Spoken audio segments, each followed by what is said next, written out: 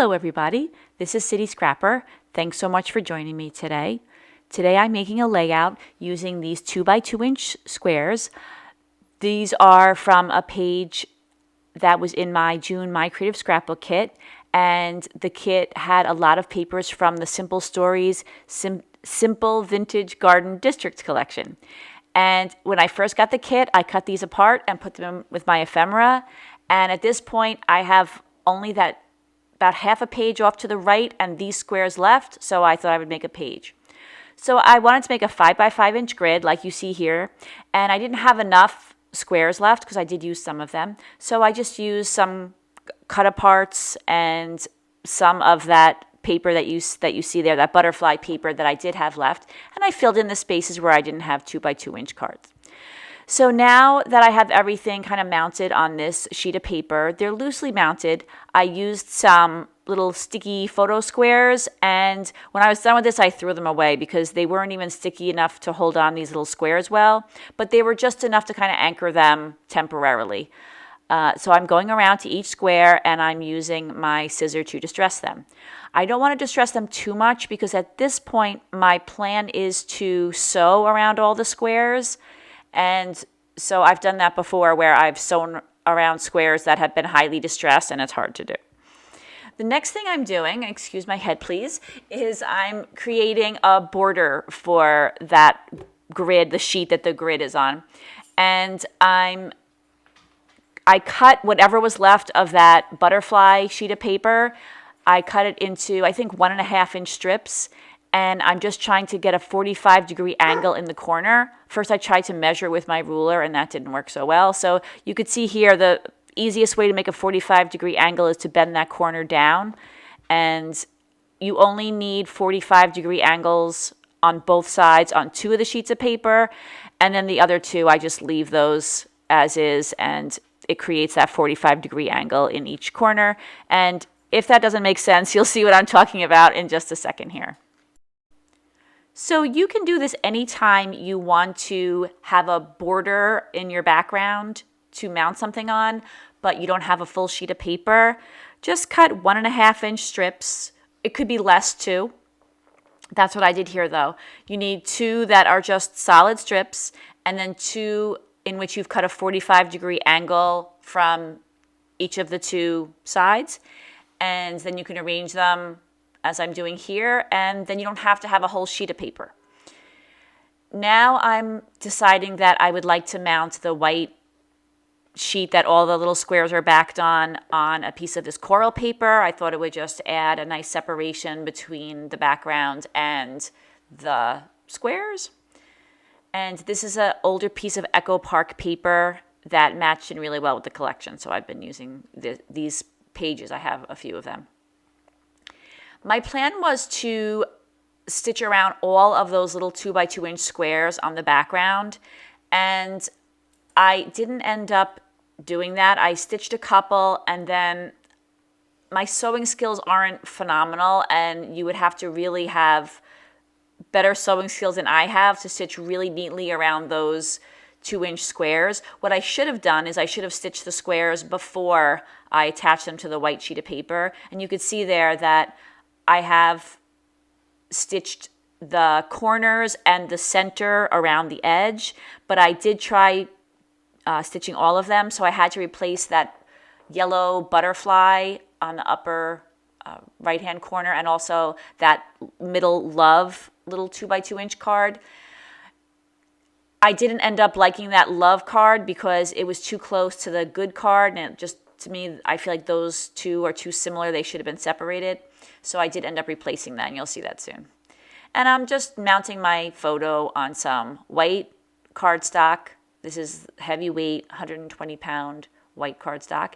And that piece of paper that I gutted from the background, I use that as well. I'm just using my ATG tape to do all of that mounting. So when I sewed some of the squares and then I ended up taking those squares off, for example, with that pink butterfly one, I ended up taking that, it's a yellow butterfly with the coral background up in the right-hand corner. I ended up ripping that card that was underneath it off, so I used one of the cards that I knew would be behind my picture to replace that. And I'm just putting some of that fun foam that you can find in most craft stores. That's adhesive on one side, and using my ATG gun on the other side to stick it down. So now that everything is in its place and whatever I'm going to stitch has already been stitched, now I'm just ruffling up all the edges just to give it a less uniform look. It's very uniform, it's very straight, so I just thought this would add a little bit of grunge to the layout. And I do go around to all of them, really ruffling them up, and then at the end I just unruffle them a teeny tiny little bit. And now it's time to embellish the background with some flowers. And these flowers came in the My Creative Scrapbook kit for June, and they match beautifully with the papers, so I'm mainly going to be using those in my background. So I did arrange the flowers, and I took a photo of how I had arranged them just so that I had a guide for when I attach them back down again. But I really am doing a lot of arranging as I'm going and adding and moving around. And that's kind of how I work. No matter how much I plan something, once I start gluing things down, I tend to rearrange them.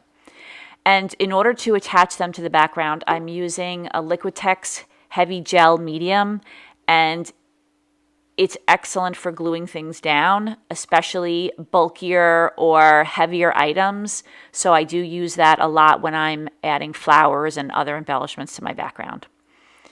And in putting these embellishments on the background, I'm using those soft colors in the middle, and then there's these little tiny flowers that have some of the deeper colors in them.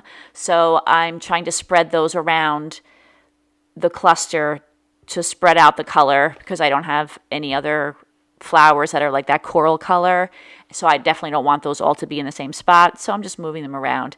And I love the way these flower packs, these are Prima flower packs, they came with loose leaves.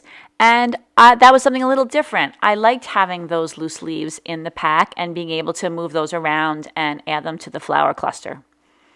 And I do a lot of moving the leaves around, and you can see that I'm positioning them right now and attaching them down with the heavy duty gel. I also, later on, I add in some leaves, some die cut leaves that are a teal color. I use them on another layout, and so I use what was left over on this layout.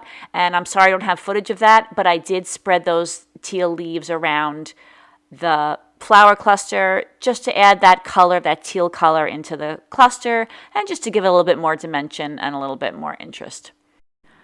So I'm finishing up my flower cluster, just adding a couple of last details, and now you could see those leaves that I added to the background. And I'm trying to figure out where to put this title that says Smile. And I decided to put Smile down on the lower right-hand corner of the layout.